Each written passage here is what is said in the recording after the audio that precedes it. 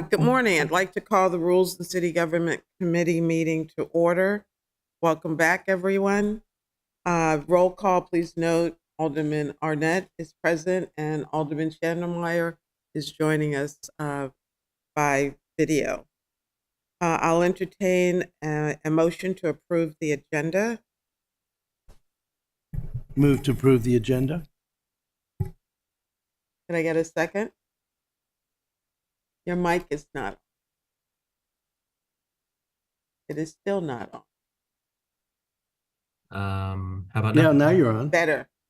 Okay. Second. Thank you. All in favor of approving the agenda as written, please say aye. Aye. Aye. Thank you. Approval of the minutes from the July 11th and the July 23rd meeting. So I'll moved. entertain a motion. So moved. Second. All in favor, please say aye. Aye. Aye.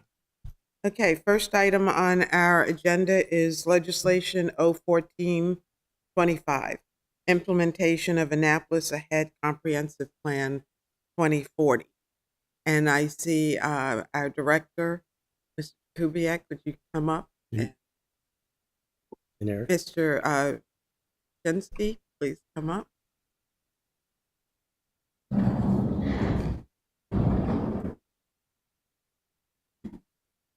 I want to call Eric. Good morning. Good morning. So tell us why we should be approving 01425. Well, That's a big question, isn't it?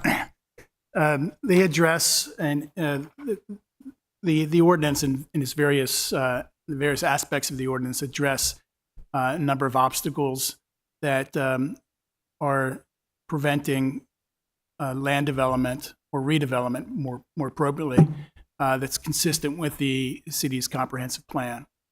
The document is relatively large, addresses multiple zoning text amendments. But that's a theme that runs throughout the ordinance, that these changes would improve the implementation of the city's comprehensive plan. And naturally, once an adopted plan is on the books, the next step for a municipality is to adopt the text amendments and zoning map amendments that help bring the plan about. And there will be in the future other text amendments forthcoming, but this is the first cut of those. And there will be map amendments as well that will be presented to the City Council in the months ahead.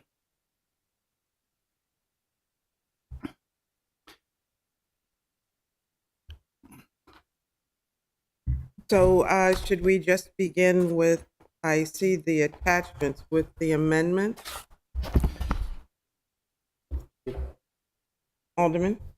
Thank you, Madam Chair. As I look at this legislation, it feels like it has three distinct component parts. The majority of it, up through page 8, has to do with the changes that are going to help us accommodate the goals of the Comprehensive Plan 2040, more specifically to increase density in planned development areas, which, if I'm correct, are largely the 12 opportunity areas. Is that a correct assumption?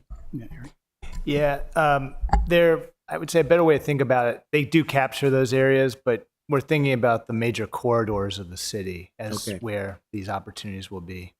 And then we have a small section that deals with the 3250 rule, which starts on page 8. And then on page 10, we get into some bulk and height changes in a specific portion of the city. So Alderman, are you asking specific questions about? I just want to make sure that there's really three components. The big part of this, and really what the name of the legislation implies, is implementation. I would say initial implementation steps for Comprehensive Plan 2024 or 2040. Yeah, I think that's a nice way of summarizing. There's also a small section on parking in the downtown area as well. But those are the big three elements of the document. And then, Madam Chair, you were proposing that we start focusing on the changes for the comprehensive plan? Well, yeah, I was looking at all of the highlighted areas, and I thought that's what you were specifically asking, but you were just trying to lay out the areas that need to be discussed, but not specific. Correct. So, do we want to just take it from the top? Is that the best? Sure. Yeah. Okay, so beginning on page 3. So, Just a brief explanation as to why you think these things are pertinent. yeah. Good addition. So these are, So I'll give some overview, and Eric will support with and take it to the next level of detail as needed. The plan development tool in the zoning ordinance is a really important part of our zoning approach. Plan development is an approach that allows for flexibility in how the detailed bulk and setback standards are applied, but also allows for discretion for the Planning Commission. So in exchange for some flexibility, the Planning Commission has more discretion in improving projects and being engaged in making sure that the project advances the goals of the city. One unique aspect of the plan development approach is that it encourages mix of uses. And as you recall from the comprehensive plan, mixing uses is a major element of the entire document. The future in terms of land use is to mix uses and facilitate redevelopment. Remember, the city is not growing, it's not expanding physically outward, and to remain vibrant, the city will need to continue to reinvest or guide reinvestment in ways that support the other goals of the city, like historic preservation or environmental protection, and importantly, housing. So one element of these changes is to increase the percentage of allowable housing within each of the planned development projects that may be built in the future. And remember, a planned development is a permitted use. It's a use in the category of uses. Right. There's, it might be convenience stores, it might be housing, there might be light manufacturing, recreational uses, and planned development. And planned development implies this approach that I've just outlined in terms of flexibility, but also implies that you can stack uses on top of each other so that there could be retail and restaurant on the ground floor and apartments above, or a small retail establishment or restaurant on one part of the site while you have residential on another part. This is really important because that plan development sits on top of a zoning category that might not allow for residential development. So by going the plan development route, you open up the possibility to meet the city's housing needs on land that otherwise would have been prevented from being developed with residential uses. And so these changes, as they maneuver through this entire document, address flexibility to create more potential for the development of housing in combination with commercial uses. And so as we thought about that, we realized, well, the ordinance has to protect the residential qualities because if you're going to introduce residential development, open space needs to be thought about more systematically. Off-site improvements need to be cared for. And the purpose statements in some cases changed to realize and to bring about a focus on housing and residential qualities. That's in a nutshell what this series of code changes do. There are far more specifics with respect to the percentages and the allowable densities and where bonus densities are permitted that we can talk about. But I just want to lay out that big picture for the members for the time being. And if you have any broad questions for Eric and myself, please don't hesitate. Then we can get into the details if you'd like. Okay. Alderman Arnett.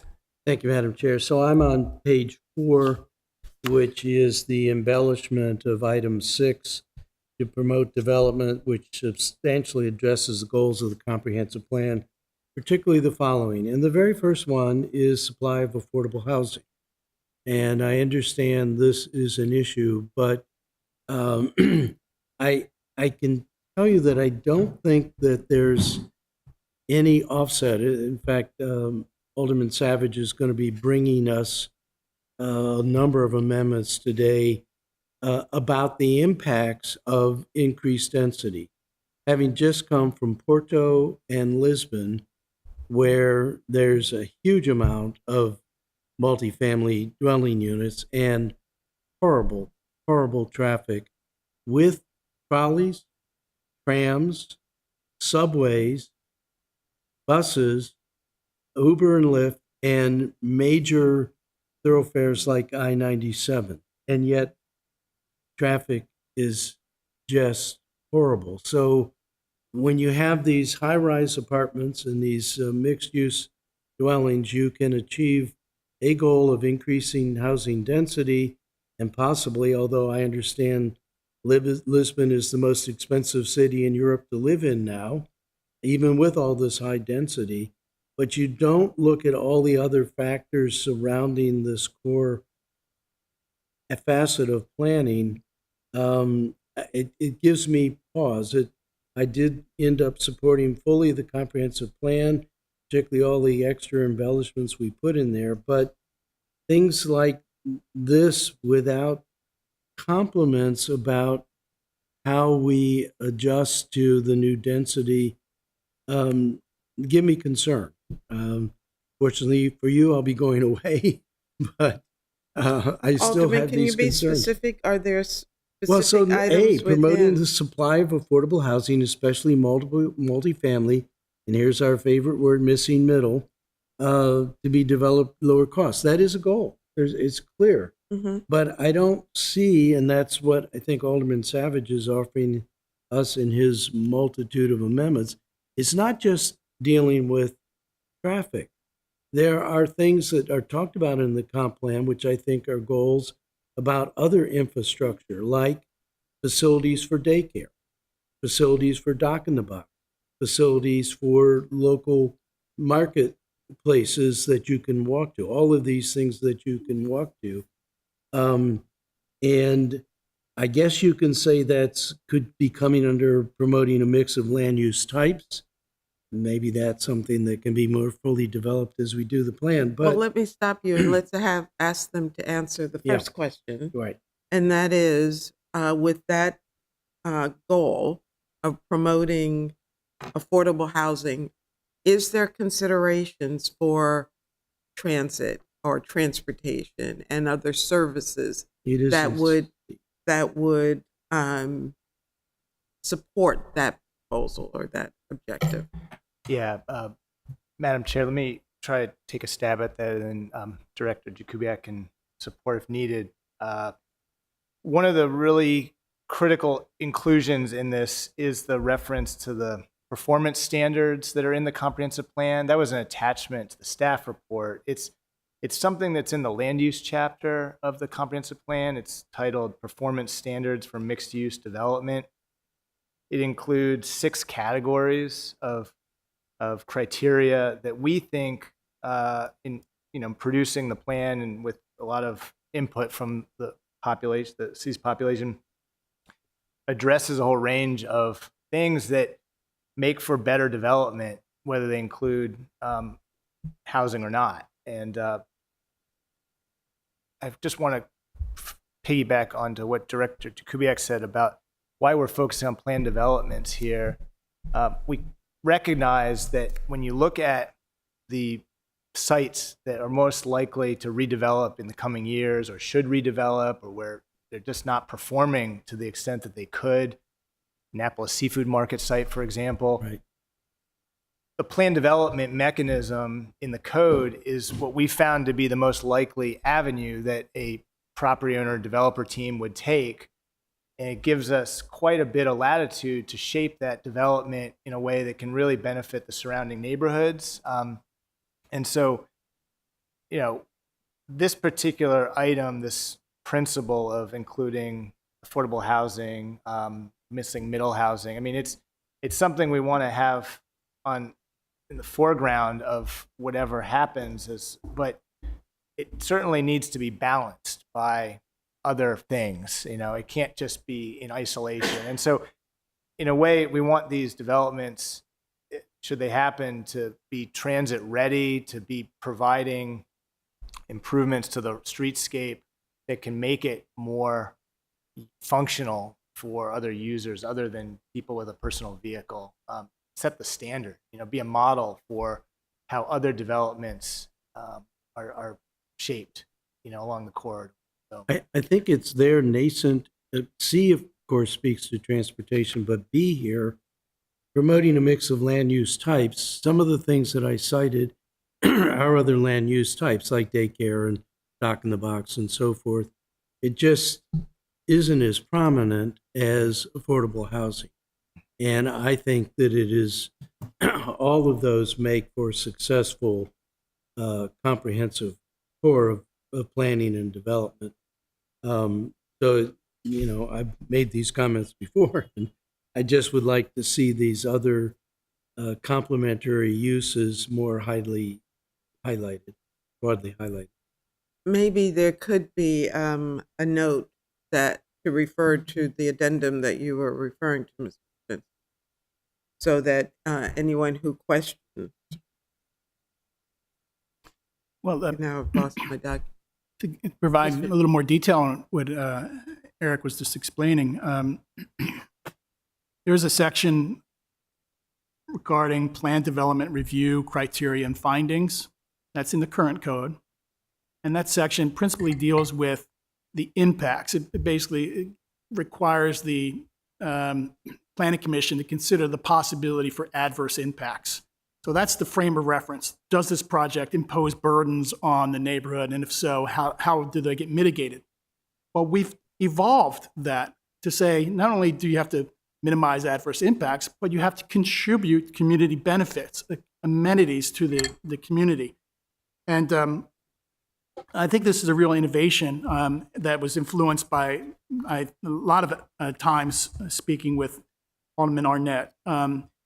And so number 3, if you go to page 7 of 12, under plan development review and criteria, you can get a sense of what we're sharing with you here. Number 3, by virtue of the plan development, the following community benefits shall be advanced. This triggers an evaluation of whether a project will implement and advance our ideas about things like walking, biking, transit, high-quality architectural and landscape design, civic beauty, physical connectivity with surrounding developments, revitalizing outmoded, obsolescent, and physically deteriorated real estate, creating opportunities for public art, and the modernization of stormwater management. So those are specifically listed as criteria that the Planning Commission will evaluate. But if you go on further, you get to point 8, where Erica said clearly, performance standards. We, for the first time, directly link the zoning to the comprehensive plan, making those elements in the comprehensive plan required. And that's what Maryland law provides for. Comp plan is not required except when you put in the code that standards specifically referenced in the code shall be used to evaluate a project.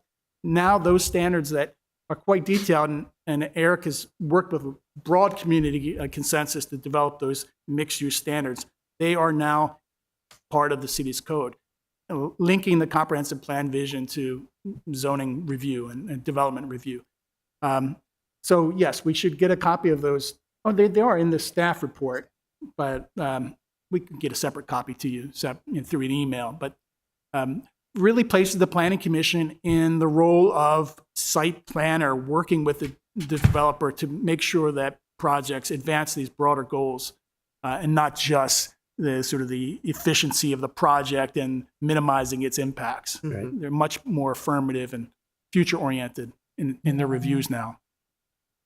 And Thank you. if I may say, I very much appreciate this notion of community benefits. And I remember a conversation we had in your office about this very thing.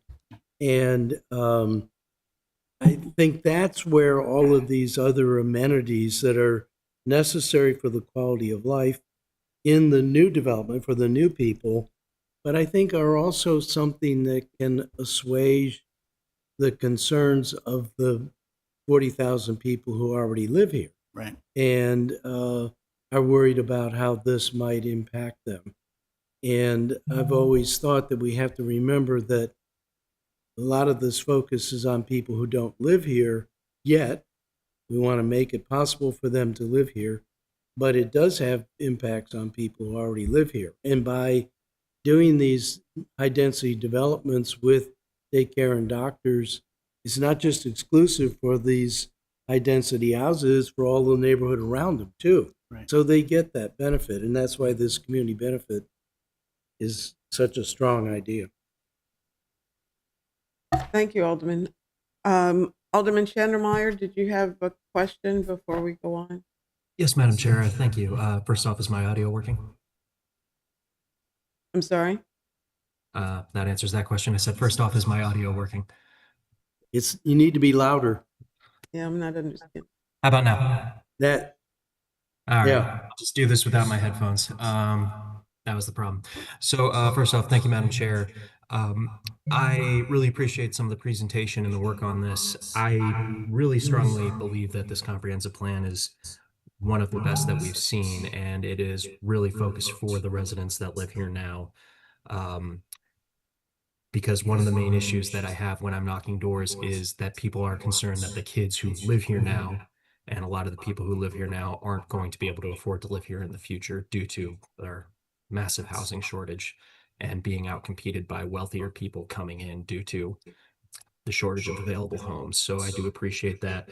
In regards to the expansion of housing opportunities into the commercial districts, one of the successes that Texas has had with expanding its housing options and housing affordability options is apartments and duplexes, row homes, triplexes are now allowed by right in commercial properties. Is that something that this comprehensive plan gets us towards, or is that something we would have to amend further, or is that to be determined, I guess? I wouldn't say it allows them by right.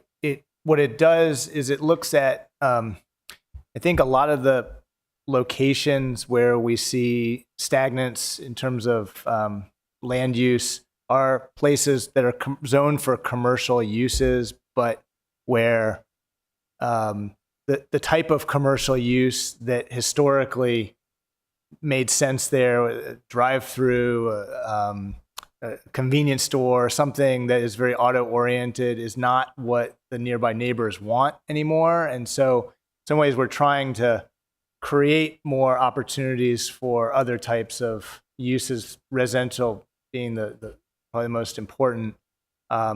So no, it is, the base zoning is still important here, but when you look at the primary opportunities for infill redevelopment, there are places where the planned development mechanisms make more sense, and that's where they would have more flexibility. You know, we hate seeing these sites be vacant or underutilized, and that's really what this is about, I think. So.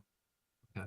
And I do also share my colleague Alderman Arnett's concern with how do we try to get more childcare facilities built in the city. We had some success with the Expanding Daycare Act. They're now allowed by right in every zoning district, in the commercial zoning district in the city.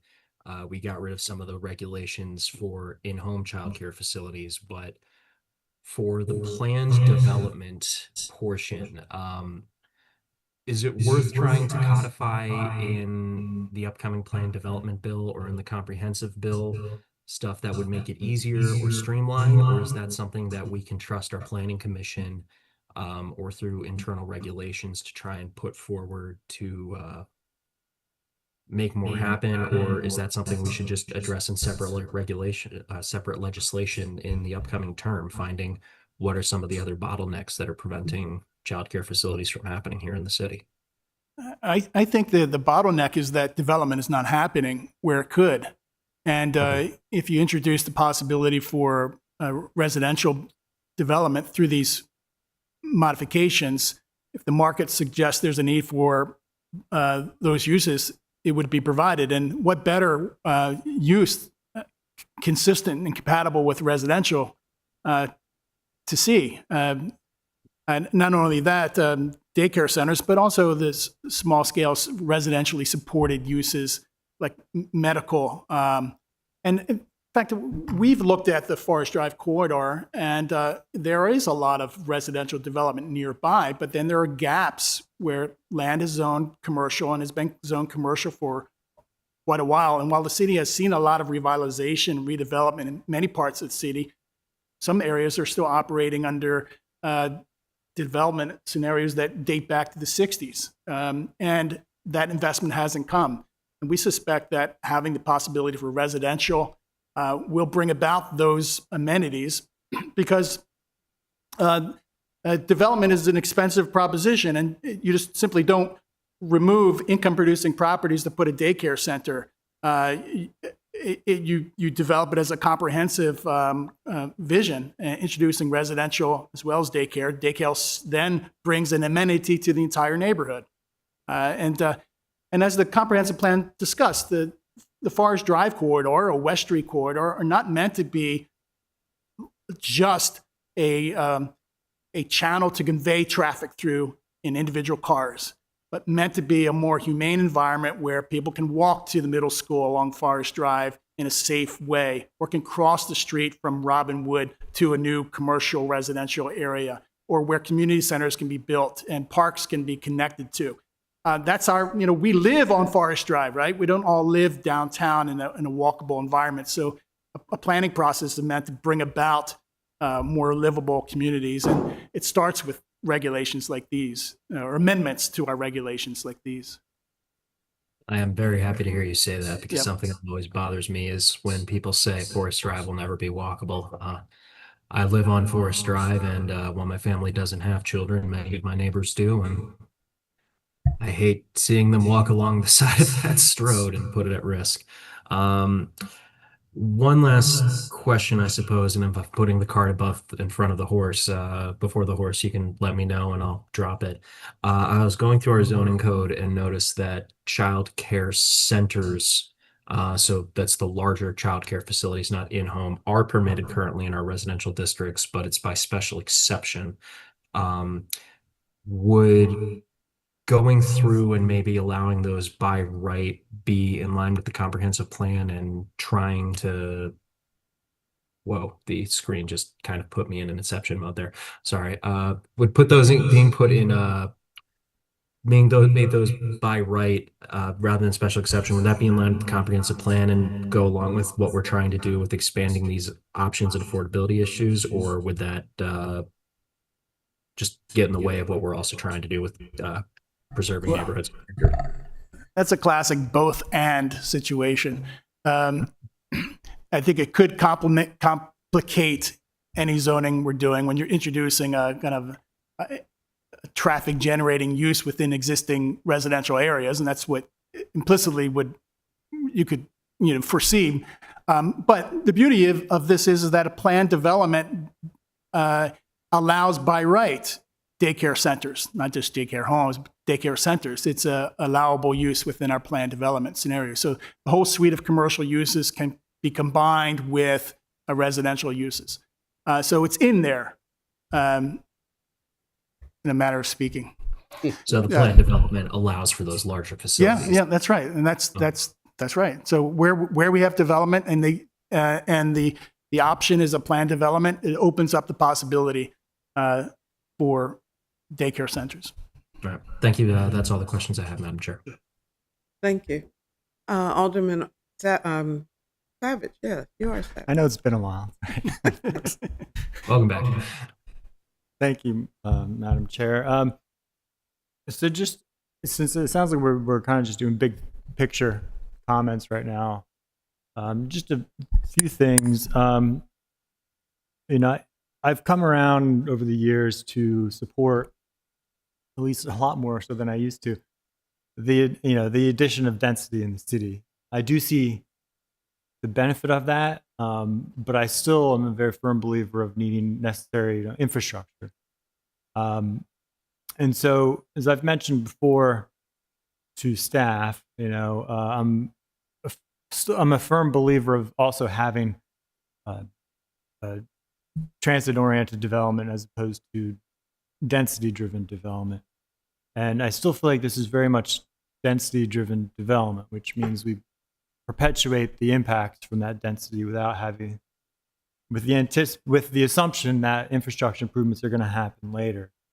And that's what I want to try to get away from because, again, as I've mentioned, some of the top concerns from my constituents are traffic issues and parking issues. And this doesn't address that. There's also the fact that Forest Drive is, again, I'm going to keep saying this, the most dangerous road in the county. And this doesn't do anything to really address that. Because unless we have things in place that are really going to be reducing the need for cars, we just simply can't make that road safer. It would just too many vehicles on that road. So we can easily improve sidewalk. We're working on bike lanes, but to really have any substantive change to Forest Drive, we have to start reducing the amount of cars on that road somehow.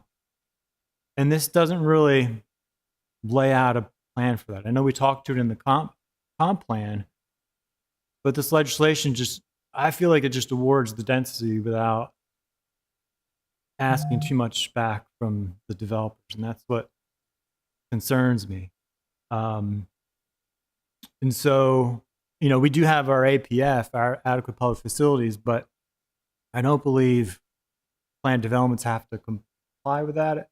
Right? I think they're exempted, but in any case, the Planning Commission asked that we amend that language to state that they do. But even if they do comply with our APF is not very effective right now. I think it really needs improvement, especially when you're looking at mobility and road safety issues.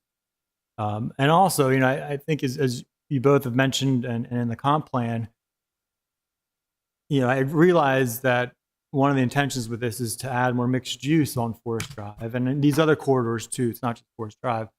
And I support that.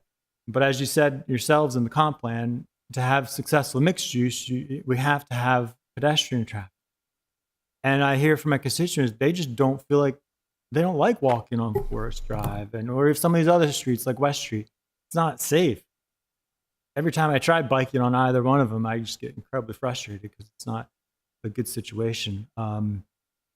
So how do we get that? We're building the mixed use, or enabling it, I should say, but we don't really have a solid plan to how do we make it successful mixed use with pedestrian traffic. And that's where, obviously I'll get into this a lot more with my proposed amendments, but that's kind of my big picture on this. I posed it at introduction because I felt like this was going to require a lot more time to craft correctly, in my view, to address some of the constituent concerns. And sure enough, it is. You've seen I don't know how many pages I'm up to, 12 pages on the amendments. There's a lot I feel like that needs to get addressed to, at least to get me happy with supporting this. But in any case, that's kind of where I am with the big picture. I support the general idea, but I just feel like some of these details need to be fleshed out. Is how do we get to this point we all agree with where we want to go, right? Well, I'd like for us to move on, Alderman. But before we do, Alderman, one item you didn't mention in your list of things to assist Forest Drive is speed. I think that's a pertinent issue that has to be addressed. If we want Forest Drive to be a city street that folks will feel comfortable walking on, they can't feel comfortable if cars are whipping by them at 40 miles an hour. So I think we can't have that discussion without the discussion with the state too. And we've asked the state in the past, but I think we need to continue to press upon them that the speed on Forest Drive needs to change. And then we can start to change some other things on Forest Drive that will make it more accommodating for the residents to live and do business and take care of their needs and so forth. So I appreciate to add that into your list of options.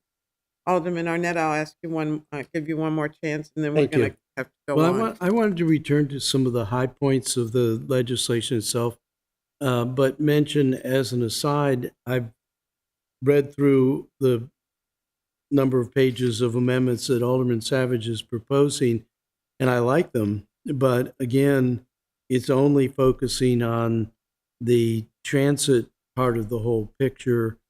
And I really do think, as Alderman Schondelmeyer said, there's other components that add to community benefit. And maybe those are things that we'll pick up as we go further on. This is just the first of many amendments that we're going to have to make to the code. But I think they're equally important. And as I said earlier, those benefits don't just accrue to the new people. Those other amenities are available to the people who live here too, and may make their circumstances. But I wanted to, just a couple of things. On page 3, under line 32, we change promote design to development that takes into account natural characteristics of the site. I'm kind of reacting to what Alderman Savage just said, but what I know my constituents are saying is this is all about development. It's all about new density. And really, design, I think, is a better word. I think it's more comprehensive. So, that's something that I'm going to raise a question about, to promote design that takes into account the natural characteristics of the site. I think was just fine. But then I wanted to move on to Alderman, are you presenting amendments to? No, I'm and not at this point, no. Okay, because But we I would just- like to, Yeah. move ahead. So that's what I wanted to do now, is to go to the pages where we talk about the residential business and special mixed development changes. And I think it starts on page 5, where we're changing the amount of the underlying zoning that does not have to, the plan development that does not have to conform to the underlying zoning. So the first one is residential, and it's saying that, I think it's trying to see where it goes. It goes from 10 to 30, if I'm looking at this correctly. And then business goes up to 50%, and special mix goes up to 75%. That does not have to conform with the underlying zoning. So let's just take something like Tyler Avenue, where it's mostly R2, and if it's going to be a mixed development, that would mean that up to 75% of that particular area, and I know that's not what you're planning, could be non-R2. Those are big changes. And I guess I'd like to have a little sense of why such big increments. So just to clarify, there are 3 types of plan developments that you're identifying. A special mixed plan development that has the greatest density changes is not an allowable use in the R2 zone. So it's not applicable to Tyler. And Tyler, as a residential zone, would be eligible for a residential plan development, and the percentages are not changing there. The only thing that's changing is that rather than having the percentages written out in letters, it's using a numeral I see. function. All right. So there's no substantive change to the residential plan development. So rest assured, Tyler Road and Tyler Avenue and other residential areas will remain same mix of uses. 10% possibly maybe the small daycare center, Right. and the rest residential. All right. All right. So, but the special mix is, where can a special mixed plan development go? In commercially zoned properties along major corridors, West Street and Forest Drive principally. So how does that differ from business corridor? The business plan development is almost probably allowed in the exact same zoning categories as the special mixed. It's just that the business plan development is far more tilted towards business uses, commercial uses, mixing them, whereas the special mix suggests a greater openness to residential. So the 12 opportunity areas in the comp plan, are all of those special mix, or I'm trying to figure out how the comp plan rolls out with the corridors and the opportunity areas. They're not all eligible as a special mixed. I would say many of them are, but not all. I'm thinking, without having the map in front of me, the WNAV site, for example, is zoned as R1 on Admiral Drive, so that would not be eligible as a special mixed. What about the Eastport Shopping Center and Nautilus Point? What would they be? Would they be eligible for a special mix? Eastport Shopping Center, yes. To B1, B2? B2, sort of. Nautilus Point is zoned as R4. Right. So I don't. So could it Yeah. be? Could it become a special mixed plan development? Don't know off the top of my head without looking at the use table. You know. Yeah, some of the maps you gave us in the comp plan were so helpful because it could tell you by a different color what kinds of development that we're talking about changing here could occur where. So I'm kind of curious where special mixed plan development would occur at all. Would it be the Forest Drive corridor? Yeah, that's principally where it would occur, and West Street. West Street, outer West Street? Yeah, outer West Street. Yeah. Okay. All right. Thank you, Madam Chair. Those were sort of general questions I had before we get into amendments. Right.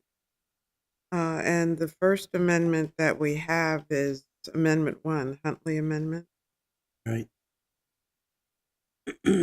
Page 11.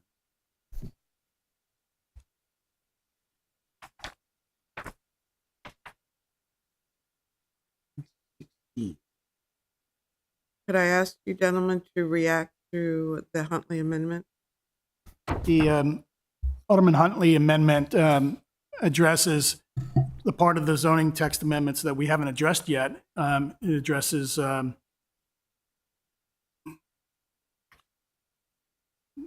page 11, line 16. Just changes or to and. Yeah, it just means that the criteria under subsection B2 all have to be satisfied by changing the word or to and in item B. So just to be clear, in order for structures on a rooftop to extend above the established height or the regulatory height maximum, all three of those conditions have to be found to be met. Yeah, if you adopt the amendment and use the word and, which we support actually, and in fact, we thought it was drafted that way, and that's how we would support it being drafted. So this is an important amendment because it corrects part of this draft. Questions about the Huntley Amendment? Yes, I do. Alderman Arnett? Thank you, Madam Chair. I'm trying to figure out 25% I thought was for mechanical and other kinds of structures that could be above the ridge line. I don't think of green roofs as being mechanical or above the ridge line. So I'm trying to figure out, what does the 25% actually refer to? That refers to any type of structure that is on top of the roof that exceeds So the stairwell, an elevator, stairwell, shaft, elevator, HVAC. HVZ, penthouse structure for equipment, mechanical, anything that projects above that has to be limited 25% of the footprint of the roof. Is a chimney considered a mechanical structure? No, that's exempted already. But I think in the way this code's drafted, we likely count the footprint of a chimney to make sure it didn't exceed that 25%. And then going right back up to 2 itself, it says can extend 10 feet, but the elevator overrun can go 5 more feet. Is that up to 15 feet? Yes. Is that necessary? I mean, there's 2 different kinds of elevators at least. One is the kind that has the pulleys, and that's up on above the car, but there's also hydraulic elevators that just push the car up and down, and it wouldn't. I guess what I'm trying to get at is I don't like the extra 5 feet. Yeah. So can't we require them to use an elevator that doesn't stick up 5 more feet? I think the Planning Commission in reviewing a project, or HBC in reviewing a project, or in this case, the Board of Appeals reviewing if it requires a special exception, could make those judgments based on the actual application that's before it. This provides some level of maximum that's allowed, but maximums are never guaranteed. The design solution that's best serves the particular project may call for 15, and everyone would be happy that they had the flexibility. The key to these requirements, all requirements, is how they're administered. Because this applies within the historic district, there are effectively 3 planning zoning bodies, in addition to staff, that would be involved in reviewing applications. And so this is an attempt to make sure there's flexibility to have the best option available, not to guarantee a certain number. And we can't, in the abstract, in writing code, design any building or structure. We know we can't do that. Yeah. I'm just, Effectively. every foot you go up. So I'm thinking of standing at the building, those typical things where they show you're on the ground and this far back, you can see this much and this far back. So I think if you're out in the harbor in this particular area, you're going to see these protrusions. Maybe coming down Main Street, depending upon where they're placed and what buildings you're looking around, you might see some of them. But my sense, some of the objections I've heard in all of the different comments made on this is that the more we can keep the height of this down, the better, the more satisfactory in the minds of the people. But I hear your point. It is easy to sit here and have the temptation to try to pre-approve a plan in your mind that hasn't even been submitted and gone through all the administrative processes. Right. Well, the amendment we're working on simply adds the word "and." Right.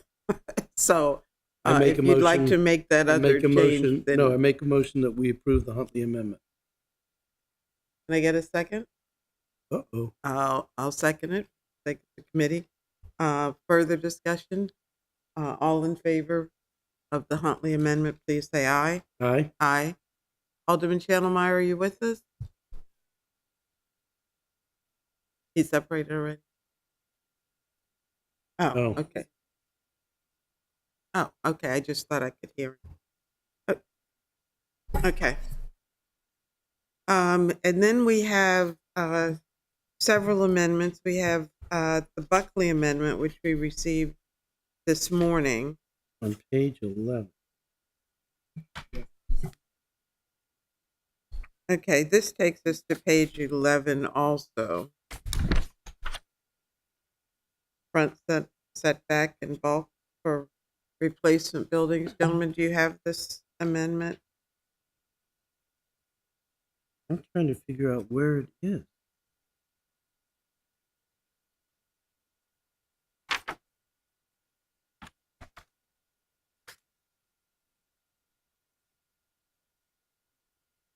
So page 11, is this the new, I can't figure out what we're, here's 90. it would Is have this to an be new, insertion? I would assume, because what's in red now is 21.56.170, and this seems to be 21.56.190. So it don't- would have to be between, Oh, I'm on page, the wrong page. can you help us with where this is supposed to be and how this is supposed to fit in?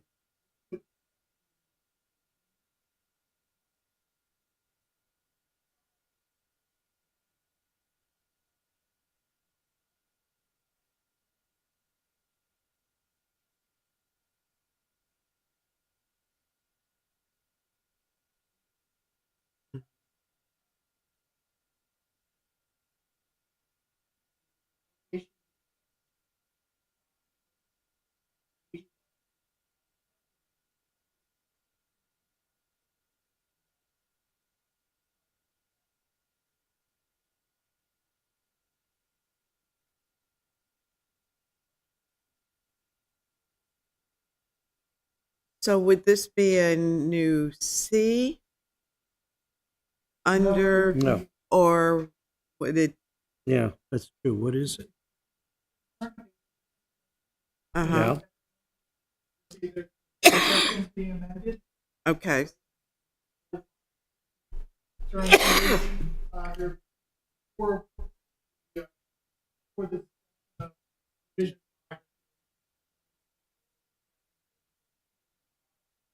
Mr.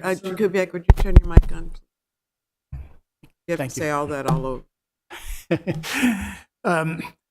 This new proposed section 2156-190 would be inserted under item 3 Okay. on page 11 Mhm. as a new section. So now this this section of zoning text amendments would amend 4 sections rather than just 3. Previous sections don't begin, there's 2 categories under this new section. Yeah, There's a 1 and a presently there's 2. just one. There's one paragraph under section 2156-190, and the proposal is to add a second paragraph. So the first one already exists, you're Yes, saying? yes, it does. Okay, so the what's new is just the second paragraph Right. that's in bold on our document. Exactly. So are you clear on where that is? yeah. On page Page 11, just above. 11, after the new language in red, Right, so it's and it's line 20. section, it's a new section. Alderman Savage? Well, I think we need a line reference on this amendment I think it would be at because line I'm still 28. not clear. All it says is page 11, but and it says section 2156-190, but I don't see that on page 11. It's not. Yeah, it's not. It's not. So it would go There's- in. excuse So me, this Alderman. would- It's a new section Okay, so this completely. So a new okay. heading, which is section 21.56.19. If you go back, the previous section is section 21.56.170 on the bottom of 10, page 10. Then you go over to page 11, a new section, similar to the previous 3 sections. Okay, so it'd be line like a 20, 28 or 27 or 28, right? right, Insert new, and this would be new. a new section. Well, it's not a new section. It's an addition to a existing section, right? So In that's this currently in document, there. it doesn't exist. Right, but it's it's currently in the code, right? The Just the first- 2156 190, just Yeah. the number 1. So this would add the number 2 as new red, Right. or blue. So Okay, the okay. 2 would be in red. Okay. All right. Is that correct, Mr. Cuvier? Yes, Or Mr. Okay. yes. I think that should be for a law office. I don't know. Whoever, I guess we don't have. Well, I don't think it went to the, Yeah, I'm saying for final drafting, they should probably. Yes, get of that course. clarified. mhm. So could you react to this new language? Yeah. I'd like to just take a minute to talk about zoning and bulk standards in a very physical way. And maybe it would be best to do this with the graphics and illustrations or physical models, but I'm going to attempt to describe it with words instead. Setbacks are regulations that govern how close a building can be to the side yard, to the side property line. So they create yards around a building, open space around a building. Height defines how tall a building can be. So these two standards work to essentially create a physical volume of space within which a building can be built. So the verticality is established by the maximum height, and the horizontal, or the amount of coverage, is defined by the setbacks. That volume of space is really important because you place a building within that volume, and typically you can work to get approval. Of course, there'll be articulation, and the building might step back. And of course, in Annapolis, the second, third stories will step back. But presently, and that's typically, candidly, the approach used in many jurisdictions. And then the design process is used, the planning process, to describe how that building will actually be articulated within that buildable volume. Within Annapolis, we have an additional complicating factor. It's called floor area ratio. And the FAR is a mathematical relationship between the amount of floor area and the amount of land area. So you can have floor areas stacked on each other. If you can picture a single-story building, for instance, covering the entire lot, that's a floor to area ratio of 1 to 1, floor area to land area. But if it's a two-story building and it covers the entire parcel, then you have the floor area ratio of 2. Now you can imagine, if you look at the location where this code would apply, if you have a two-story building and it covers the entire lot, like some of the buildings do, or a three-story building that covers the entire lot, you already have at least a floor area ratio of 2, and in some cases, FAR, floor area ratio of 3 or more, that exist out there already. So by allowing a building to be enlarged to 3 stories, which the zoning allows 3 stories there, but still capping the FAR 2, you've created a mix match. A landowner can either build 3 stories, which means a big portion of the property will be left undeveloped, where the building will be pushed back away from the front yard or situated narrowly on the site, or the property owner will have to live with a 2-story building. There's no way around that. That's effectively how you manage these competing regulations. But where you have an established building pattern, like in a historic downtown, where you want to support maintaining buildings being placed right on the front lot lines and buildings being adjoining each other, like we have, like there are no side yards on that. Every building touches each other, right? Except for the where Sophie's Crepes is, that historic building. And so to facilitate redevelopment, you can't have a 2.0 FAR. So we have a conflict in the way that the code is drafted. In fact, the council will be dealing with this very same issue on Clay Street and I forgot the West Washington Street, with another text amendment that's in the queue, and I think the Rules Committee will take it up at your next meeting. At least it'll be offered to you for that purpose. So this is not an uncommon situation. It happens.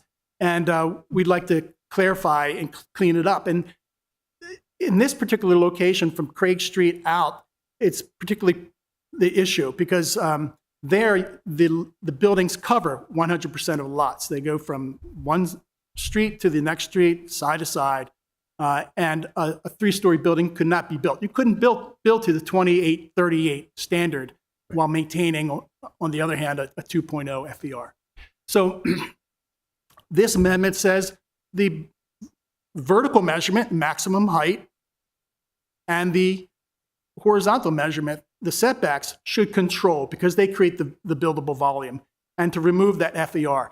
FER has an important role in playing in dealing with the intensity of development. Like, we can't handle 3 stories of development there because we don't have the traffic capacity or the parking or things like that. So we're going to essentially allow taller buildings, but downzone or maintain a lower intensity of development. But if you only have to look at Annapolis, you know that very few parcels within downtown have an FAR of 2. So we'd like to correct this so that the redevelopment of these properties could actually happen in a way that's compatible with the historic district and maintain that, buildings up on the street and 2 and a half, 3-story buildings. So it's complicated, but that's an But explanation. thank you for that. So description. elsewhere in the C2, the FAR is 2. Yes, that's right. Right. So why aren't we, why shouldn't we fix all of the C2 to go to this new formula rather than keeping the rest of C2 at a FAR of 2, which means essentially limited to 2 stories? And I think the city might want to consider that. And I think we're going to be investigating that. In fact, it may be a reasonable thing to think about citywide. It's not necessarily always a helpful standard, candidly, to apply. However, this part of the city dock is especially unique. And the factors that present itself there are not necessarily factors that present itself everywhere in the C2 zone, where we actually do have, in some places, various building styles, and a lot of the even buildings on Main Street do have rear yards. They do have open space along them. We'd have to take a lot of time to investigate the impacts. Here in this discrete area where we already have a large building right behind it, we're facilitating a second, an additional floor, a different half-story would not have an adverse impact in that section. Where buildings already cover 100% and sit cheek by jowl, it presents itself as a ready candidate for a change. Thank you. Alderman Channemeyer? Thank you, Madam Chair. Director Kubiak, if this is something that we should be considering in other parts of the Conservation District or citywide, why aren't we? Why just this narrow spot? Well, as I was saying, this narrow spot has real potential for redevelopment in a way that can help repair and restore the historic quality. We have buildings out there that are non-contributing from a historic development standpoint, plus a major investment that the city's making in developing the City Dock Park.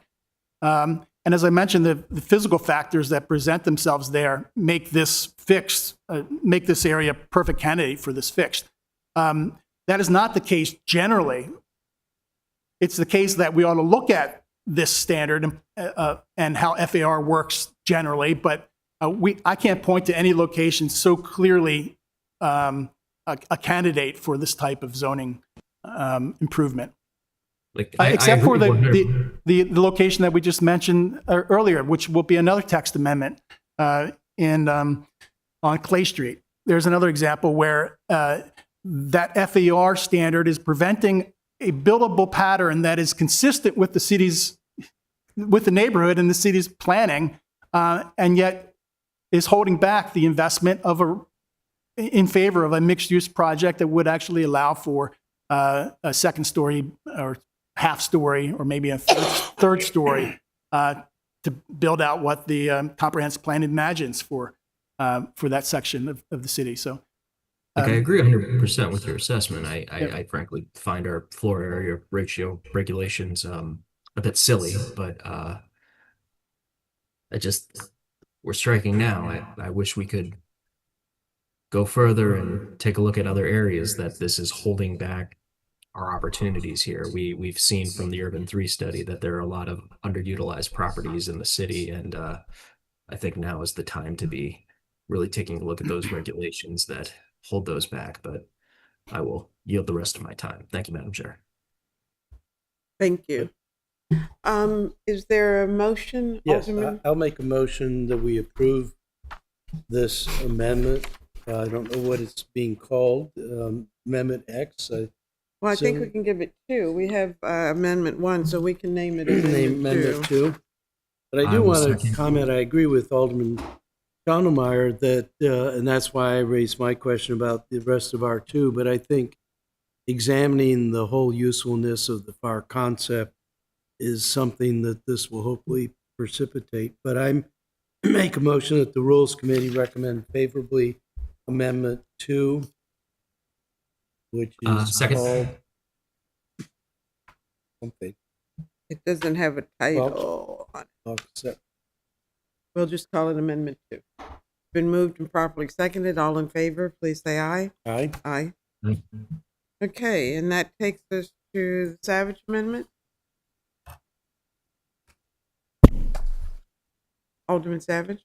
Thank you, Madam Chair. So just to provide some context, I fully understand that the draft amendments I gave you are not quite ready for prime time, but I felt like it was better to get you something than nothing, at least to give you an idea of the direction I'm going.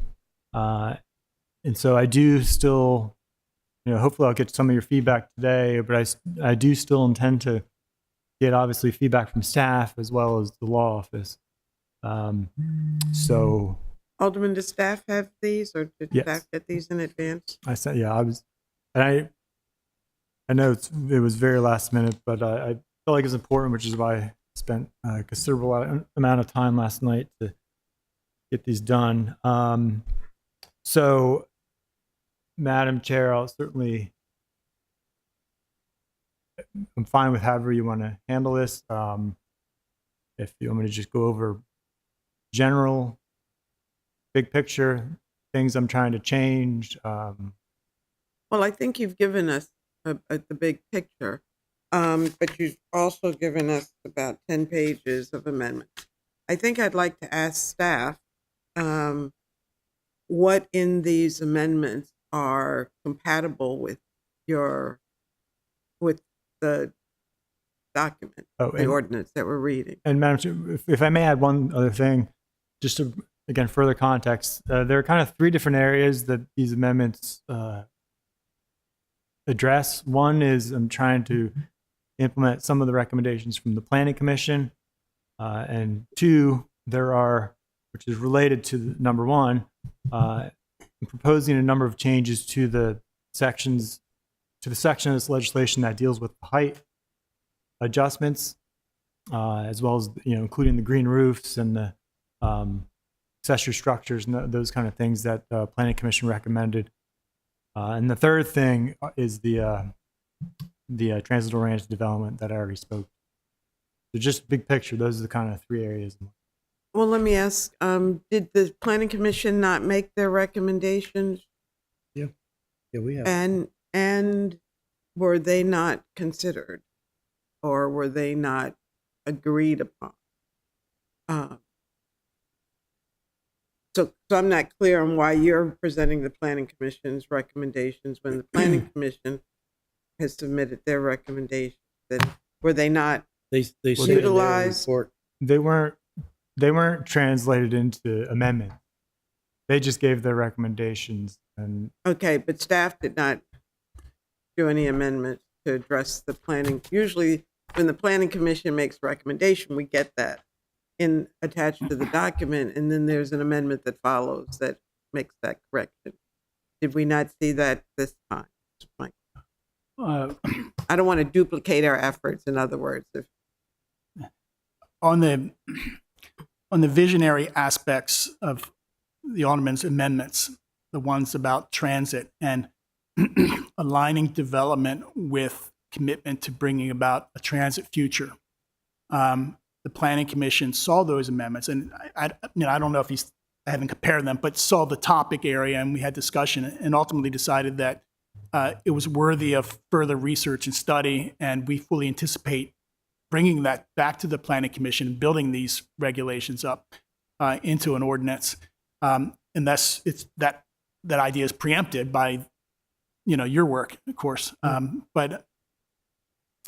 So the Planning Commission looked at them, but decided not to, finding them a bit different, diverging a bit from what 1425 was about, and decided not to make a recommendation specifically on that, except to recommend that we actually look into this and take it seriously and study it, which we are fully supportive of.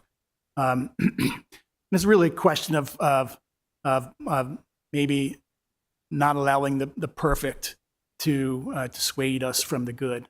And maybe that's essentially what this is. But it also gets complicated because it introduces new ideas and concepts that we have to wrestle with and spend time with the deciders here to understand. But if the council wants to go that direction, we'll be prepared to assist in that area. The other text amendments provide definitions where definitions are not yet provided. And we've actually heard from folks that it would be nice to have a definition of a green roof if we're going to say one is required in historic area, for instance. And so, and I haven't had a chance to, Eric and we were just talking about it this morning. We haven't really got into the details. We looked at them just before the session started. So, but we want to meet with the aldermen and sit down and go through each of those and evaluate them so we can make a positive recommendation to this committee. So let me ask the alderman, are you amenable to working with the planning director and staff to come back with amendments that are, you all agree upon? Because clearly I hear there's more research to be done. And even if it means coming back with a different ordinance to implement the recommendation. Yeah, I'm certainly, I do absolutely want to have a conversation with staff and the Planning Commission. And the Planning Commission, like the director said, is supportive of the intent. They just felt like with everything else on their plate that they wanted to have the conversation later. And so I do want to do that. However, I still, I'm not going to support any increase in density without addressing the very real concerns from my constituents. I simply cannot perpetuate those impacts and assume that the next council or in the future, staff is going to address those.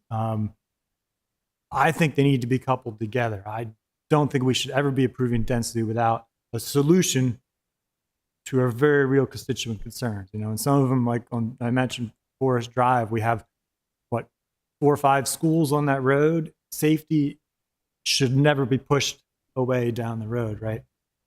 No pun intended there.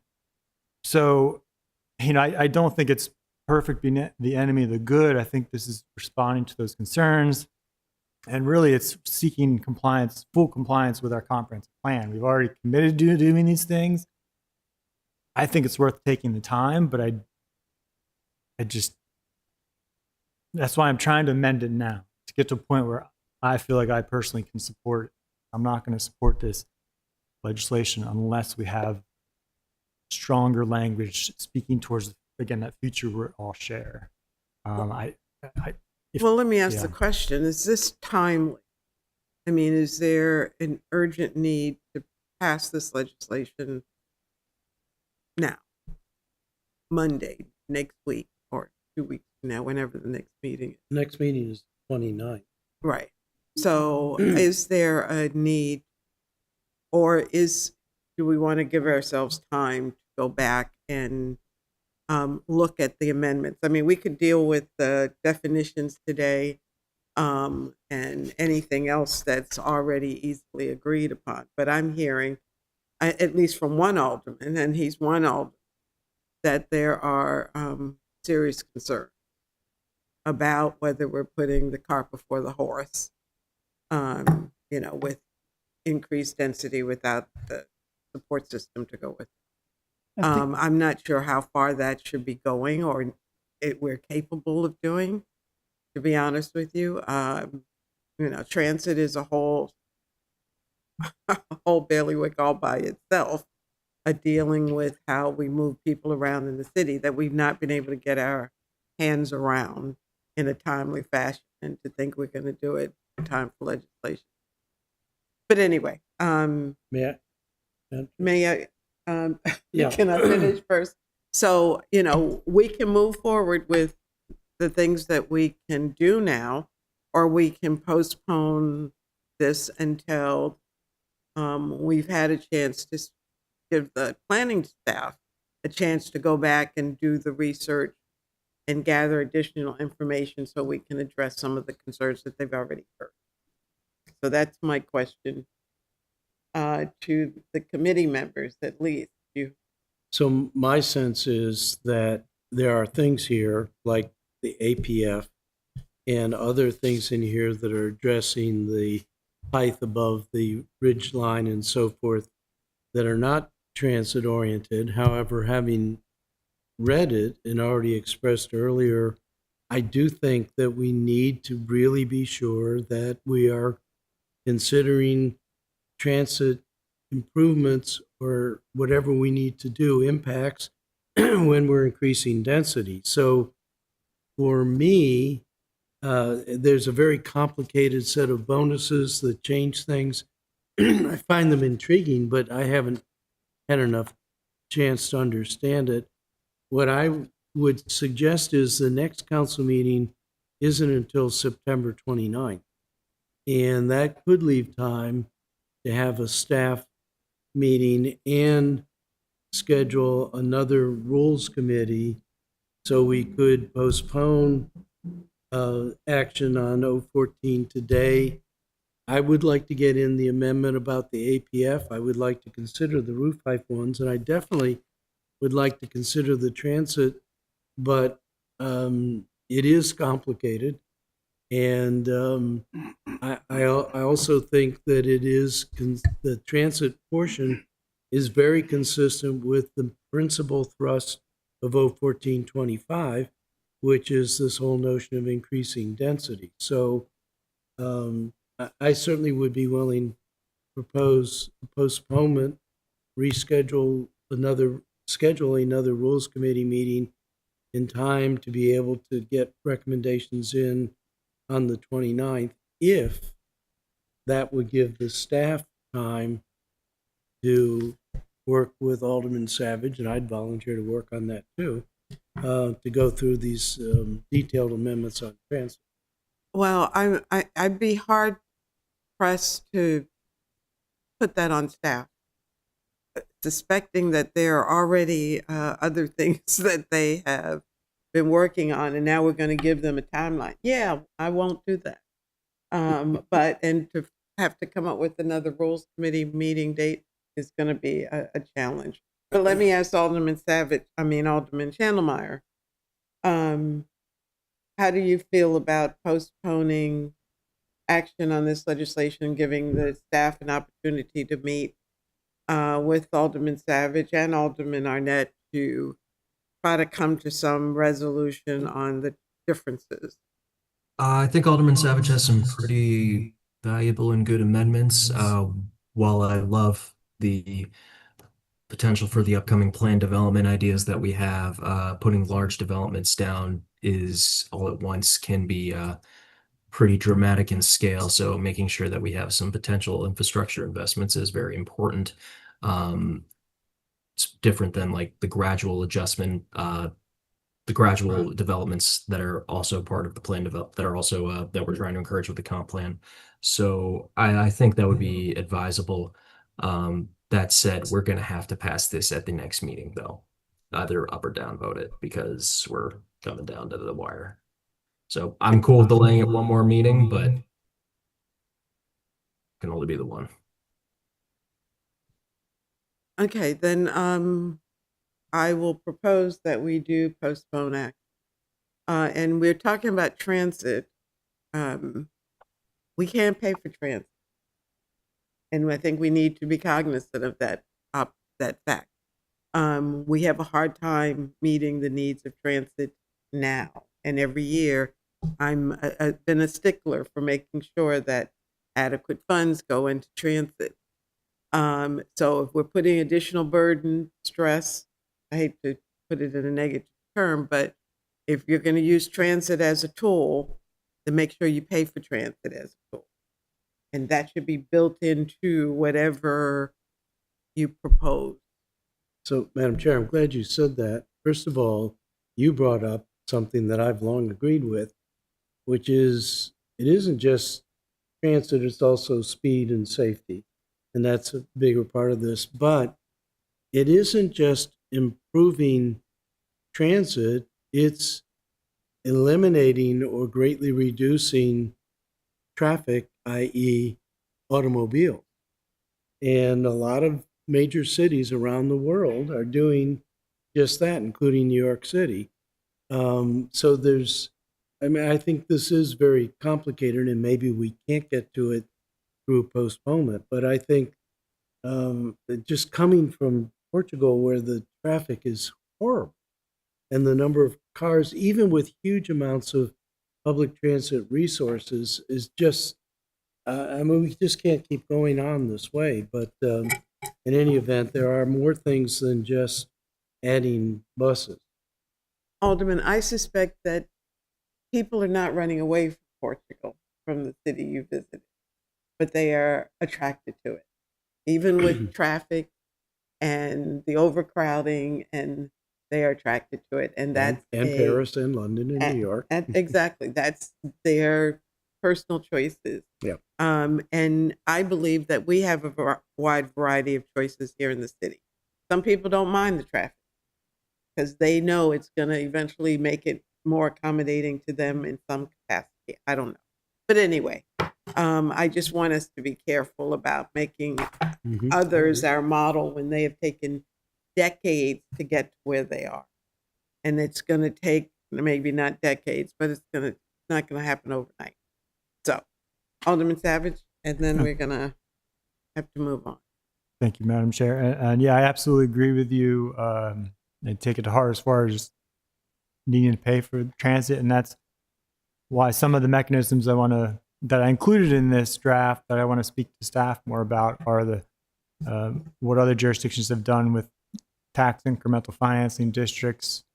We have identified specific corridors, so perhaps along some of these corridors we could put such a district that ensures that the future tax revenue from the additional density goes specifically to the transit to help develop and to help pay for what we've done, but also potentially for future ongoing costs. And similarly with starting the ball rolling on developing some of these community benefit agreements that would help address, I think, not only cost sharing, but also the need to get the affordable housing in first. And again, the way that I would propose to enable some of that financing would be to allow even more growth and density than is originally proposed in this legislation, because my stance is that even with that added density, we can manage the impacts of that growth if we get the transit system in place. And so, so absolutely, that is the finances is core to what I'm trying to do. So thank you. And one other consideration in ridership is how to attract people to use the system. We have a system now that probably is not totally utilized. No question about that. So that needs to be tied into the mix. How do you attract people to the transportation system you're creating? So, gentlemen, if you're good with, working with the alderman to address these amendments and bring them back to the next meeting, which is probably not going to be until October. So, yeah. It's the 29th. after the, yeah. Right, so it won't be until the first meeting in October. Okay, so that does give you a little more time, hopefully a little more flexibility.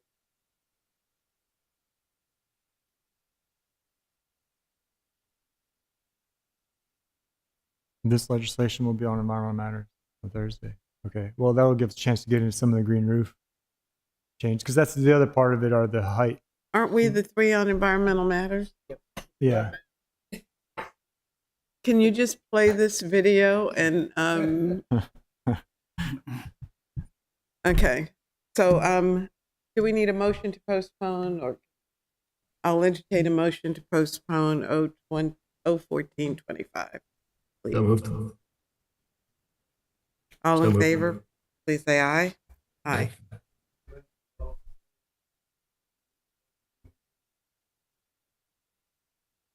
I really.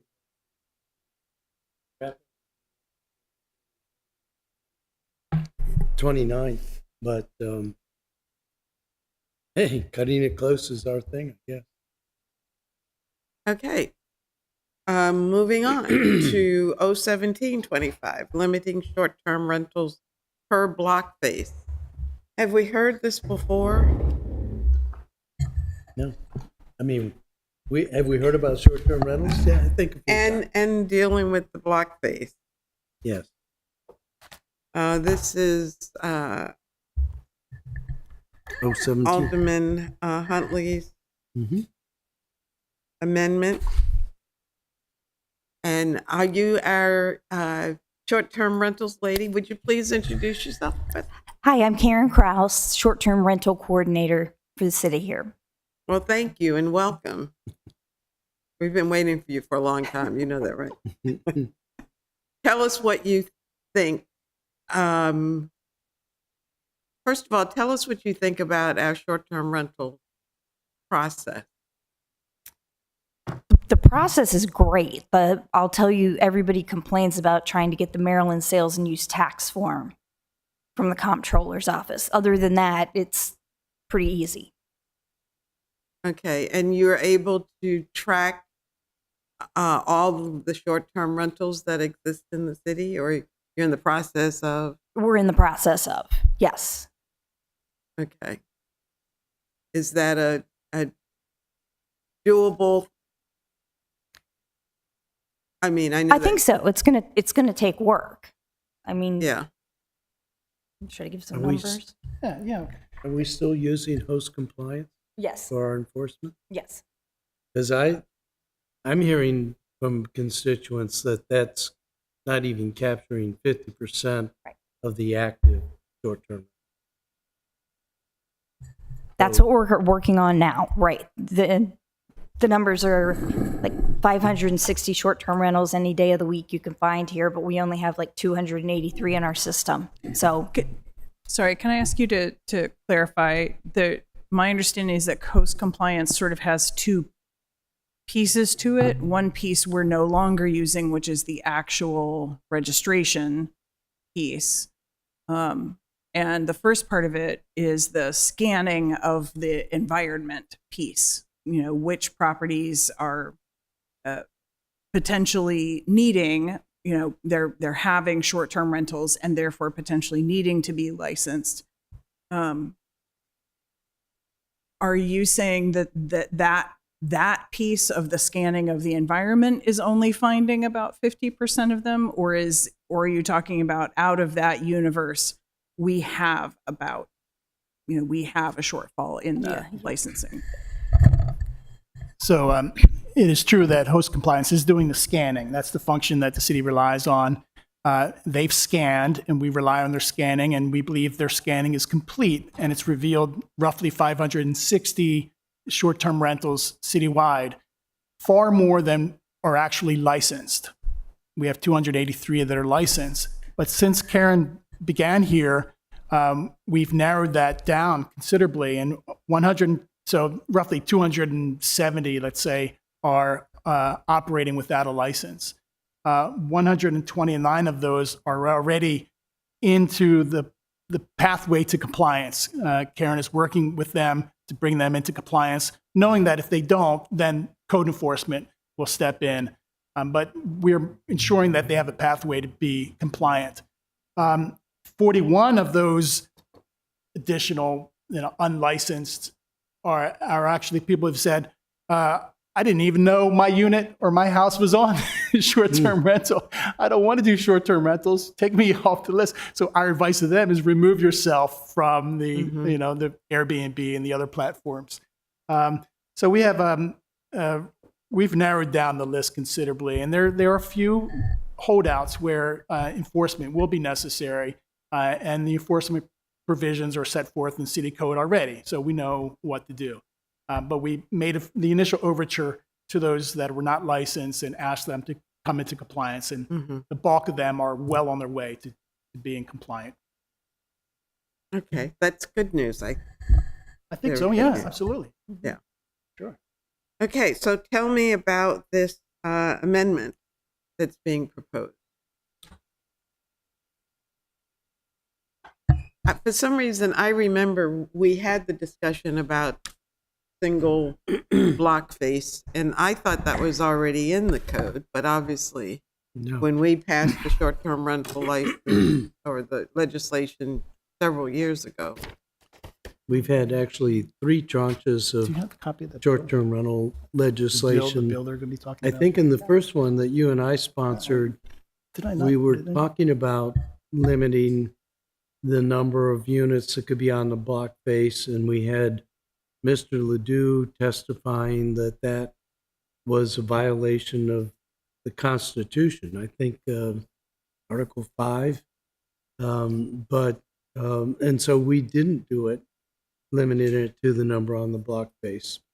Okay. And I think we've toyed with it many times, and here we are back toying with it. And one of the questions when we get to that point I want to ask is this legal? Is it constitutional? Well, the ordinance would have the effect of limiting the concentration of short-term rentals to 10% of a block face. That's the important purpose of this, or the effect of this. And the purpose is to limit the concentration so as to reduce the impacts that long-term residents experience. As block faces or blocks, streets change and have a higher and higher concentration of short-term rentals, they begin to lose the residential character. The next door neighbor that the elderly resident relies on to shovel the sidewalk is not there anymore, right? That's a very practical implication of short-term rentals being in our residential communities. So I'm going to turn it over to Eric to talk about the specifics of the code and the code amendment, and I'll be here as well to help. And Karen has the specifics on what, the operational type of perspective that she can weigh in on as the council members need. Yeah. So this, it's a multi-page amendment, but the substantive part is simply this section D, which limits the number of short-term rentals per block face to no more than 10%. So we did do an analysis of how many block faces currently have more than that percent. Working with IT, Sean Wampler was very helpful. And, the greatest concentration, not surprisingly, is in Ward 1. 30 block faces currently are over that 10% limit. In Ward 2, you have 5 block faces, and then Ward 8, you have 7 block faces currently. Excuse me, Mr. Lashinsky, what do you mean block faces? So 30 block faces. If you think about a city block, you have 2 sides of the street. We're talking about one side, all of the buildings on one side of the street on a single block between 2 streets. So, yeah. So your number, you said 38 in Ward 1? 30 in Ward 1, and on how many blocks are those the 30? 30 blocks. So 30 blocks. Yeah, 30 so they, block faces. in essence, have one per block face now. Right. They have more than 10% of the units on that block face are short-term rentals. So it's, that's a substantial number. And I mean, that's what Director Jakubiak was referencing. I mean, when you have that kind of concentration, it does start to change the composition of the neighborhood, so forth. Elsewhere in the city, far less in terms of concentration. Ward 8 and Ward 2 are the two other wards that have some of this type of concentration, but it's 7 block faces in Ward 8 that are over that 10% threshold, and 5 block faces in Ward 2. I'm sorry, I'm still not understanding. Let me And let me just say, when we dealt with this originally, and we had committee meetings with community leaders constantly, and they were very concerned about changing the culture of the community and not knowing your neighbors. So I understand all of that, and I understand 1 per block face. I don't understand the 30 per block face in Ward 1. Tell me how many blocks we're talking about. Or is it 30 total in Ward 1? 30. No. So, okay, let me back up. So in Ward 1, we have 146 short-term rentals. Okay. Total. Now, think about it this way. We look at the opposite side of Duke of Gloucester here, between Conduit Street and Charles Street.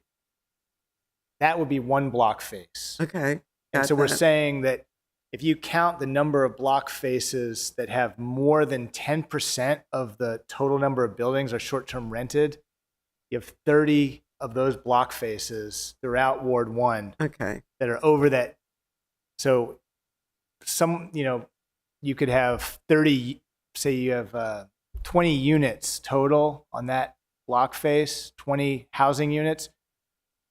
10% of that would be 2 short-term rentals. Okay. You're over that 10% limit on 30 block faces throughout Okay. Ward 1. So you're talking the blocks that have multiple short-term yeah, rentals. yeah. You're not talking about the number specifically of No. short-term rentals, but okay. Now And we're I talking about a understand. percentage of the total number Right. of units that are on that block. Okay. So, And this legislation is to limit it to 10%. right. And it would be moving forward. So Mm-hmm. in some sense, it grandfathers in these blocks that already exist with that number of short-term rentals. Now that was one of our concerns, candidly, but that some of these blocks where the problem exists today that I think the alderman is trying to address would not be changed, Mm-hmm. by the legislation. So, but moving forward, any block face in the city would not be allowed to have more than 10% of the units on that block face be short-term rented. And it's a first come, first serve situation. So, say you have 10 residences on a block face, there's no short-term rentals today. The next person that seeks a license for a short-term rental would cap that block face. And nobody else on that block face would be able to have a short-term rental license after that first unit. That's only, I'm just saying 10% of 10 units would be 1 unit. So, for example. So my question is how manageable, and it sounds like you may have the technology already that provides that information, because that would be my question. How manageable, how doable is this for us to monitor? Well, we know the locations. We have data on what's licensed and what's not. We have every short-term rental that's legal mapped. It's in our system. So it's doable. It's practical. It can be achieved. It's going to require monitoring. It gets where we anticipate it getting a little dicey is when someone is late in getting their application in. Are we forceful then in removing their license? so that the next person can get in. In other words, you have to remain vigilant if you're a short-term rental licensee to maintain your license, because now there's the onus on you. You're part of the 10%. And if you fall out of that through some enforcement action or failure to renew on time, someone else will likely be in the wings waiting to take that spot. That dynamic is going to be interesting in terms of how to manage it. We probably have to keep people on a waiting list or something like that. And I'm not quite sure how we manage that, but I'm certain applicants would want us to alert them when an option comes available. So it's in more complexity, and this short-term rental business has gotten quite complex for city staff. That's for certain. And if I can jump in on the IT side, the data that's within the staff report is a rough analysis that Sean Wampler did for us. But that was not something that she would want to see something more robust than that. And then the issue is keeping that up so that on an ongoing basis, you have those numbers to work with. I think that in terms of operationalizing that so that it's not onerous, I think there are some things to work through. Tried to kind of convey that a little bit within the staff report that we would simply need time to work through that. We wanted to give council a sense of, what's the potential effect. So she kindly did do that rough analysis, but with the understanding that we would underscore on her behalf that it was a rough analysis. Okay, Alderman Savage, this is it's not your legislation, but you have 5 amendments. So would you like to speak to your first and second, third? Yeah. First, I have some general questions, comments. One would be as far as constitutionality, which Alderman Arnett brought up. I do want to point out that we already have some form of a block face limitation on traditional bed and breakfast. But I think it's only I'm not sure if it's only in Eastport, but in any case, we already have some precedent for limiting businesses with block face. Is this treating bed and breakfast the same as short-term rentals? I don't know if it'd be the same, but similar as far as limiting the number in a particular neighborhood. And as far as grandfathering, I'll get to that in some of my amendments.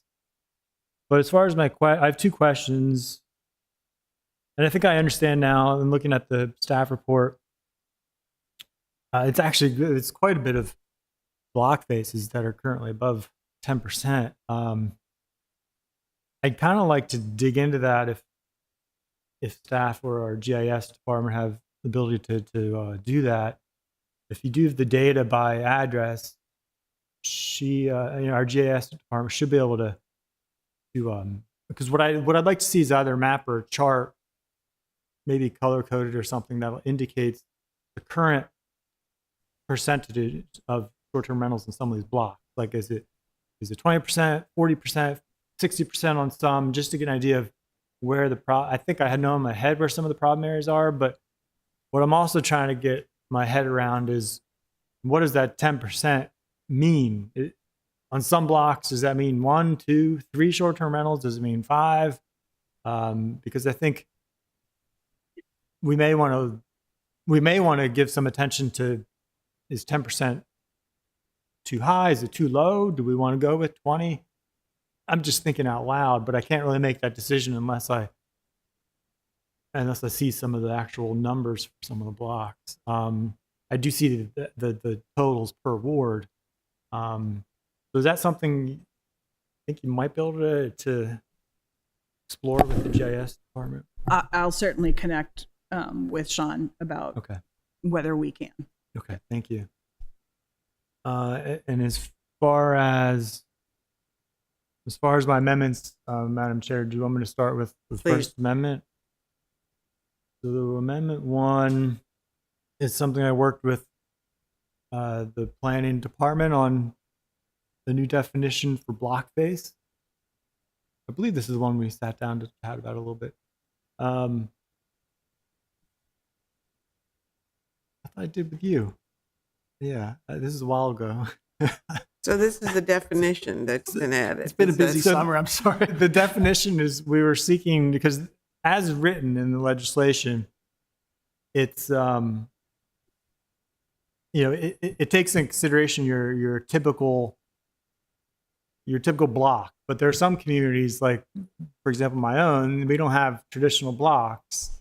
It's a circle, and or we have just meandering streets. And so what I was trying to, but I still think the 10% threshold is important to have even in those communities. And I don't think we necessarily have too much of a problem at this point, but I'd like to make sure we capture some of those atypical blocks. And so this is the language we came up with, which was better defining block face to be general enough where it can take into consideration those atypical street or other boundaries, and also gives the ability for the director of plan and zoning to essentially make that determination based on irregular features. Okay, this is Amendment 1. Questions? Alderman Arnett? Move Amendment 1. Second. Second. Further discussion? Hearing none, all in favor, please say aye. Aye. Okay, Amendment 2, Savage. Amendment 2. Oh, so this one exempts owner occupied. I'm sorry. Yeah, under the section for limits per block face, it exempts owner occupied short-term rentals. And so the intention is, your traditional short-term rental started off as somebody renting out a spare bedroom as a short-term rental, but they still live in the house. It's owner occupied, and so you still have that stability that a permanent resident provides, right? With the owner being occupied there, but it still allows them to have their spare room be rented out. Because I don't think the spare room being rented out as short-term rental has the same negative effect as an entire house being taken up by short-term rentals, different person every week. And so I wanted to exempt those owner-occupied properties from this limitation. So the 10% would only apply to the non-owner occupied, so the entire building rentals. Madam Chair, for me. Okay, question, So Alderman. I oppose this amendment. First of all, I don't think that's the only way owner occupied is defined. It could be an owner that rents their house 4 weeks out of the year and goes off on vacation. And that's what happens a lot during the exempted commissioning week and boat show weeks. So I think this would be a very hard thing to manage, but owner occupied still add to the density on the block face. And so I think I could not support this amendment. Alderman Chattermeyer? Thank you, Madam Chair. We supported this amendment in Economic Matters because we're not having the same issues with the massive proliferation and takeovers and party neighborhoods with short-term rentals, with the owner-occupied homes. It's how Airbnb was originally set up to be, with a spare bedroom thrown into place. They're a lot more accessible and responsible, and I think this is a well thought out amendment. So we supported it unanimously in Economic Matters, and I would encourage my colleagues to do so here. I would ask the staff, how will you deal with, because there are various permutations for owner occupied, some of which are not just renting, in fact, most of which are not renting part of the house while they're still resident. most of them are people who go away completely and are presenting the same kinds of neighborhood impacts as people who own a short-term rental as a business. Can you distinguish with the information you have with Sean Wampler which is which and what they're doing? It is true there's a distinction in terms of land use implications. Clearly, a short-term rental where no one lives is a vacation property. It's not a residential use anymore. I mean, that's a fundamental issue that we have as your staff. We're seeing a change of land use that's not anticipated. No one bargained for when they bought a house in their neighborhood. But that's the policy that's being implemented. But while there is a distinction, it's a distinction that's hard for us to deal with from a regulatory standpoint. So if you grant owner-occupied units a special favor within this ratio, you've placed an incredible burden on us to manage, maintain, track, and differentiate those two things. And it gets complicated. And just be advised that we're likely to have difficulty administering that in a fair way. And people will get caught into that process, and it will cause delay. And so it's another complication that we're trying to get to. We would prefer a more simplified case. 10% is 10%.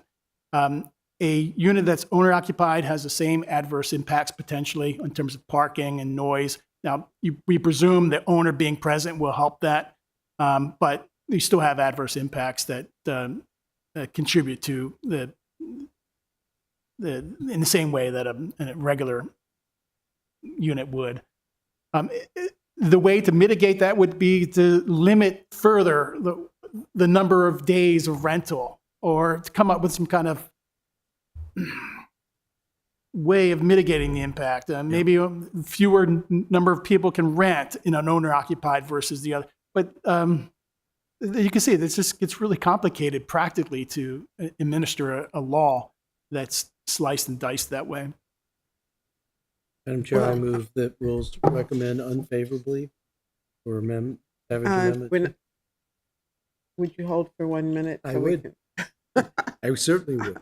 I will speak to it also, but I'll call on Alderman Savage. Okay, thank you, Madam Chair. Yeah, just quickly on that. I mean, we already do distinguish between owner-occupied and non-owner-occupied in the existing short-term rental code, because non-owner-occupied have to get a local agent, property manager, to keep an eye on the property. That is not a requirement for owner-occupied properties. So my point is, we already have that distinction. We already have to make that distinction in the permit process, in the code, because they are already treated differently. So we should have that separate data and ability to apply another separate standard to those properties. So I don't think it should be too much additional burden to make that distinction. Well, I am going to oppose it totally because of staff impact. If this is something, we tend to put legislation in place without total consideration of the impact it's going to have on staff and whether it's doable. So anything that's going to be questionable about whether staff can complete the task, I think we need to think twice about it. So for that reason, I'm going to be on the opposing side. And you're right, we do have separations already, but still there's an additional challenge for staff, which I don't think is warranted. So Alderman Arnett, you'd like to make a motion? I move that Rules Committee oppose Savage Amendment 2. Is there a second? I will make a second. Further discussion? Hearing none, all in favor of opposing Savage Amendment 2, please say aye. Aye. Aye. Opposed? Nay. Nay. Thank you very much. Okay, how about Savage Amendment 3? I don't Alderman do it. Savage. What is? Come on. So Amendment 3. Oh, let's see. So it strikes the current language on page. Page 3, beginning on page 3. 5. Page 5, yeah. Page 5, line 22 through page 6, line 6. So that entire section would get stricken and then replaced with new language. Okay. And I'm reviewing this again myself, refreshing my memory. I was focused a lot on the previous legislation. Okay, so this creates basically a lottery system, because the underlying legislation would enact the 10%, the new 10% cap, right? But it doesn't. But it does essentially, I think, as the director alluded to, it does grandfather all those properties. So all those block faces that are currently above 10% will get grandfathered if they have I think if they have an existing permit or license, they would get grandfathered and could keep getting renewals, I think, right? So it doesn't really. So it could take many years, if not a decades, to actually achieve this 10%, even if this passes. So while it does stop the bleeding as far as it caps it, so we won't go above the existing densities, it doesn't really get us to that 10%. And so what I was trying to do with this amendment, and I looked at New Orleans and I forget what other jurisdiction Mr. Reuter might remember, but in any case, primarily I remember looking at New Orleans, and so it would create a lottery system, it would have it take effect, so it would be phased in, so it would take effect in November 2027, and then at that point the lottery would start, and the lottery would have certain tiers of priority, so those who would get priority treatment would be those who are in good standing and want to get renewals that are owned by Annapolis or county residents. And again, the intention is to kind of deprioritize those who may be out of town investors. So the second tier would be, and this is on page 4 of the amendment at the bottom under lottery phases and priority. The second tier would be properties seeking new permits that are owned by city county residents, and the third would be properties that are owned by entities outside the city or the county, just to make sure that we can give some priority to our actual residents. That's basically it. I mean, some of the actual procedures and processes for this would need to be determined by staff, but I tried to at least create a framework for them to hold off. That's basically a high-level proposal there. So let me ask staff. Spin the wheel. Karen, you want to handle that one? So if I understand this correctly, it's it's to deal with the question of there being a pool of applicants who got in early and having essentially locked up the 10%.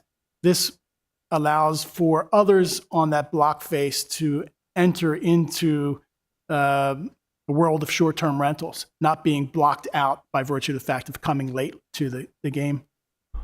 It wouldn't completely block them out, but it would say basically it would completely reset. All the licenses would reset in 2 years. It would give them a little bit of a notice. But in 2 years, it would completely reset. But if somebody did get their foot in the door early, like the current who are following the process and actually getting permitted, they would get preferential treatment in the proposed lottery. I see. So if someone who's operating a short-term rental now, licensed, Is there a potential they don't get selected in the lottery in 2 years? Yes, if it's owned by an entity outside the city and county, they would fall down that list of priority. Let's see. So the first priority would go to city residents who are following the rules and want to get a renewal, and then they would get. So yeah, that's kind of the priority. Okay. Alderman Arnett. So I love the concept of reducing the number of short-term rentals, particularly on overburdened block faces. But first, I understand New Orleans is doing it, but I really, really think we get on some thin legal grounds here. Secondly, administratively, I think it would be a nightmare to do, but also even though I'm not a big fan of concentration of short-term rentals, think about the business model. You put in the investment, you do the short-term rental, and then you lose the lottery for 1 year or maybe for 2 years, and then you're back in again. I mean, I think there would be a lot of legitimate complaints from the owner. Short-term rentals are not illegal. They're allowed. And this would be, I think, a nightmare to administer and a nightmare for the owners. Now, I will mitigate what I just said a little bit. My son bought a property in D.C. near the convention center. It had a short-term rental. COVID came along. He converted it to a long-term rental, SNAP. He could at any time. He's chosen not to go back to short-term rental, but he could legally go back. So the ease of moving in and out of short-term versus long-term is there. But boy, oh boy, I think this amendment will really draw a lot of attention. And I'm just not sure it's feasible to administer, at least not with current staff. Alderman Chandler, did you want to weigh in? Yeah, I think this opens us up to lawsuits. The New Orleans law is being challenged in some of their upper courts, and I share the concerns of we have a currently allowed use, putting it into the ability to get taken away after these initial investments does get us into this unfair practice. But I guess I have a tangent question that's slightly related for our staff.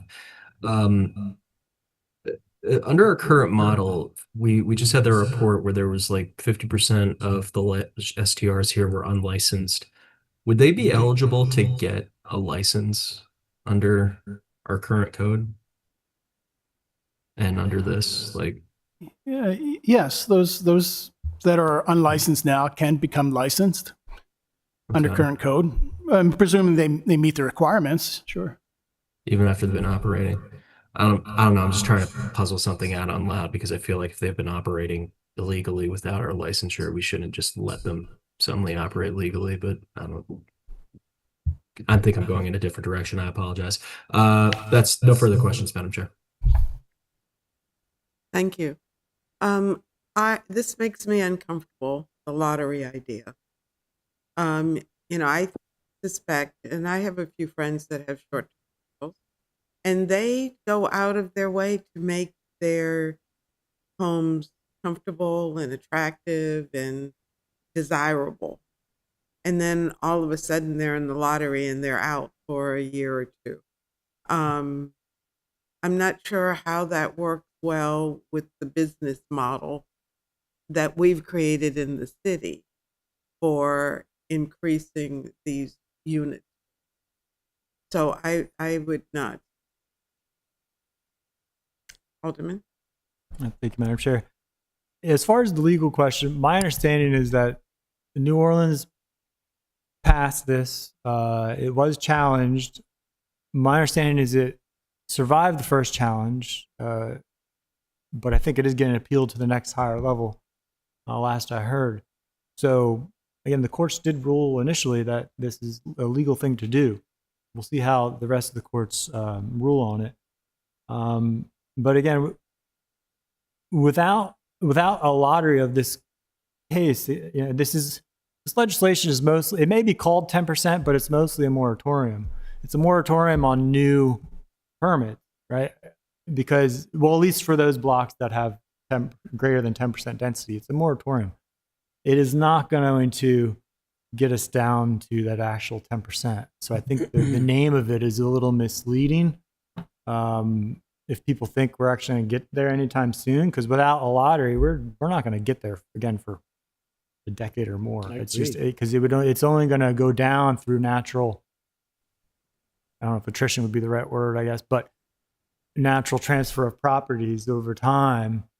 It's going to go down, but especially if we keep the owner occupied STRs in that 10%, it's really going to prevent any kind of new ones from coming in place anytime soon. Just pointing that out. I respect the position of the committee, but that's just.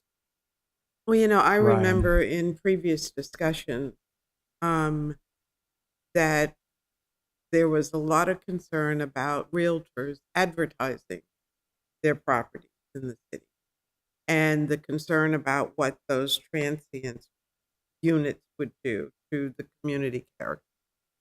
And so has that changed, even with the regulations that we've put in place? Are realtors selling properties with the explicit purpose of using them for short-term rentals, knowing they have to hire a manager to oversee the property? I mean, do we have any numbers to show that it was harmful or beneficial, or, I don't know where our numbers were before they are now. We have good numbers now, I think. So anyway, that's one of those questions that doesn't have an answer, rhetorical question. I'll entertain a motion. I would move that we just have them count off by twos, and twos, you're out. Okay, so that's a motion to oppose. Yes. Is there a second to that? Second. Okay, all in favor of opposition to Amendment 3, please say aye. Aye. Aye. Okay, Amendment 4, Alderman Savage. It looks a lot like I Amendment think 3. this is I think this is related to the last one. So, I'm looking Is that just a duplicate? I'm I looking don't to- see it anything looks- new. Yeah, to Cynthia, I think, but Yeah. I think this is related to the other one. So I don't think I need to say anything further Right. on this. And then 5 is related to if we pass 3, right? Yes. So 4 is a duplicate, so we can eliminate it, correct? Mm-hmm. So Alderman, Amendment 5. Yes, to the Alderman Arnett's point, this also would have only really been of benefit if the other amendments were passed. It would just essentially make clear that the legislation, the 10% cap's not going to take effect for 2 more years, which would have been when the lottery started. So without that, the committee doesn't need to take action on this either, or just recommend unfavorably. So are you withdrawing it, or you're asking us to take no action? No, I'll still bring it to the entire body, but if the committee didn't recommend the others, this makes no sense to recommend either. Okay, so we'll take no action. Yeah. Bring it to the full body. Okay, so we have 1725 with 2 amendments recommended from the Rules Committee. Do we have a motion? I thought there was just Was it 1 and 2? Savage 1. And Both 2. are Savage. 1 and 2. Yeah, 1 and 2. I thought, did 2 get passed? I didn't think so. 2 did not get passed. Oh, you're so right. it was Sorry. just 1. Just Yeah, one. just one. Amendment Okay, 1 so- was given a favorable recommendation by the committee. Amendment 2 was given an unfavorable recommendation by the committee. I make a motion that we recommend favorably 01725 with Savage Amendment 1. So second. Okay, further discussion? Hearing none. All in favor, please say aye. Aye. Karma says hello from the boat. I was going to ask, we're supposed to be, is she there alone? Yeah. Well, let's Because the see. rest of us are here. We have one more. I know. And I don't understand this one.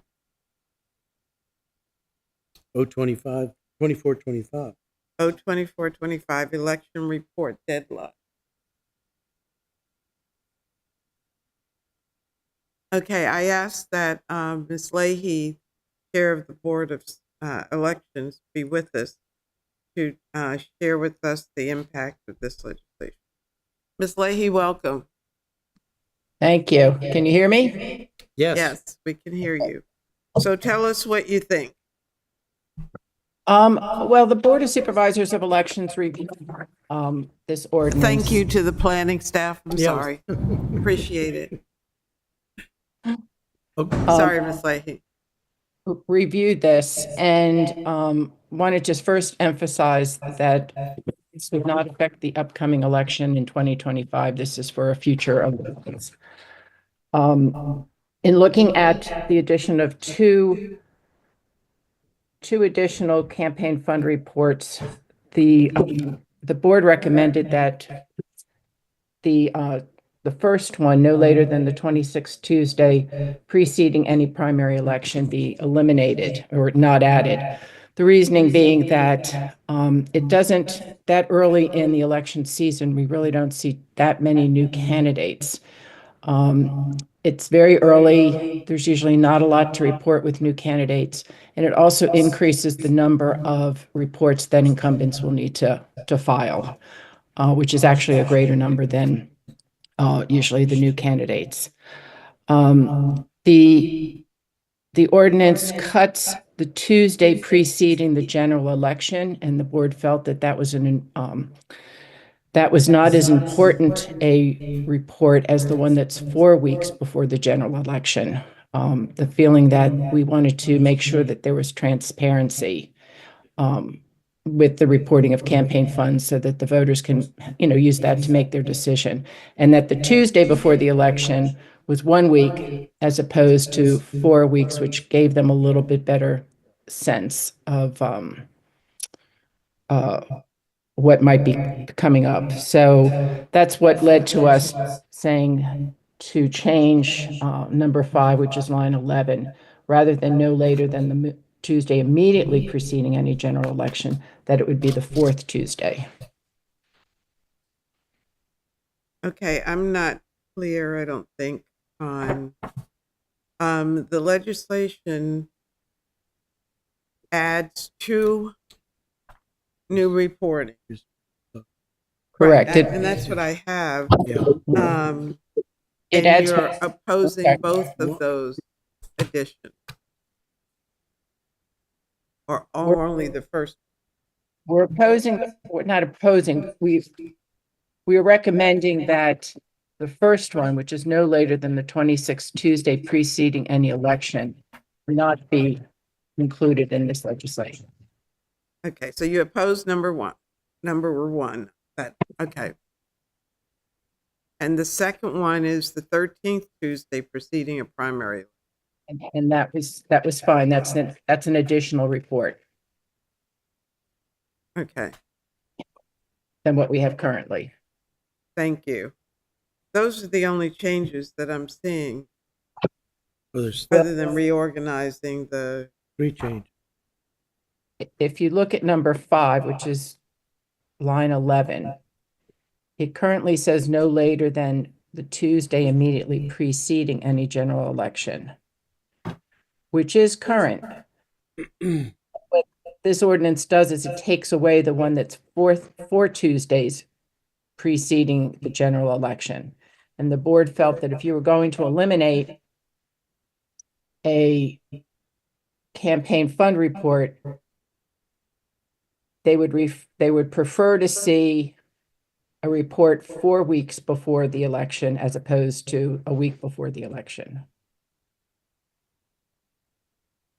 So, number 5 Number 5. So the should be eliminated, is what you're saying? well, or changed, and I think the verbiage that was written was to insert fourth. So it would read no later than the fourth Tuesday immediately preceding any general election. And that's what we currently have.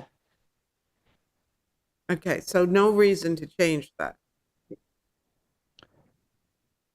Well, That's currently in the language, the legislation. what it does is it eliminates the report that is the Tuesday immediately preceding the general election by changing it to the fourth week. I mean, rather than making an additional report, the board felt that between having a report the Tuesday before the general election versus 4 weeks before, that they preferred the fourth week before. If I may, Ms. Becklin, so if you look at the existing language in the strikeout portions, it's line 14 on page 2. That fourth Tuesday right now is preceding any general election. But if you go to page 3, line 9, that no later than the fourth Tuesday got changed. Instead of general election, it now says primary election. And so part of what the Board of Supervisors of Elections is doing is sort of reinstating that fourth Tuesday before the general. So Right, we've added a fourth Tuesday before the primary, but they would like to retain the fourth Tuesday before the general. Is that fair, Eileen? It does, but by changing number 5, you're actually taking away the one Right. that's Tuesday before the general election. Correct. Yeah. So it's what opposed to adding another report. should 5 say? 5, I believe on our report says no later than the fourth Tuesday immediately preceding any general election. That's in the original language. Which would mirror what the original language is, correct? It essentially, though, takes out the report that is doing current Tuesday before the general election. So the net effect is you have one additional report and I'm trying to figure out where that is to go.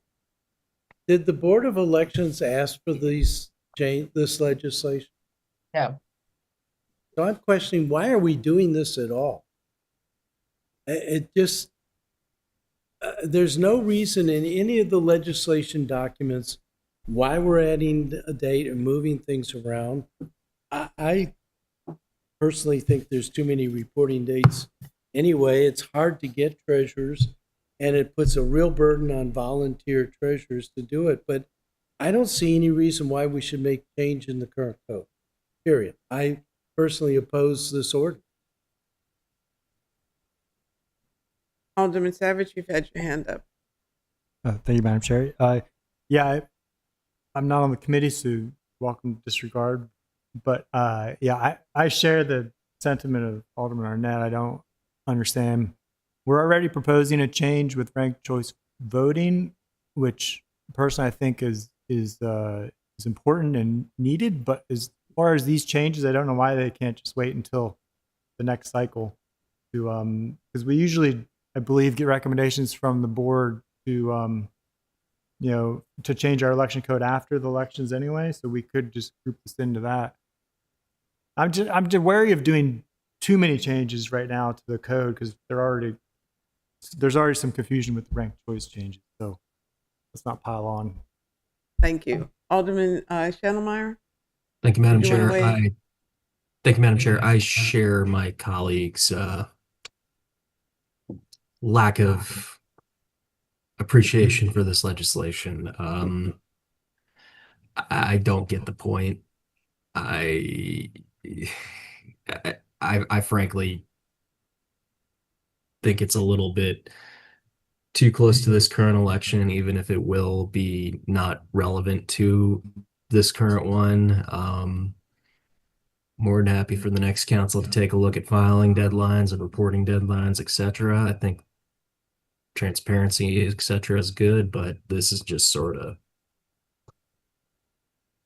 It ain't broke. Thank you. Yeah, it ain't broke. Thank you. That's You're a good way right. to put it. And when I read this originally, it's like just the thought of adding another reporting date is just not appealing, I'll just say. So I think it's unanimous, but I'll take a motion. I move that we recommend unfavorably for 02425. Second. All been properly seconded. All in favor, please, in opposition to 02425, please say aye. Aye. Aye. Thank you, Ms. Leahy. Thank your committee for their work. And I hope you understand why we feel the way we do. I don't think you'll have any feedback or negative feedback from the board. Perfect. Thank you. Okay. That's exhaust our agenda. So I'll entertain a motion to adjourn. So moved. Oh, so you're not. Second. Okay. All in favor, please say aye. Thank you very much. I know we have to now run off to council lunch, but it's okay. Thank you much. Since poor Karma is already eaten, should we just go to the market house? Or? Oh, where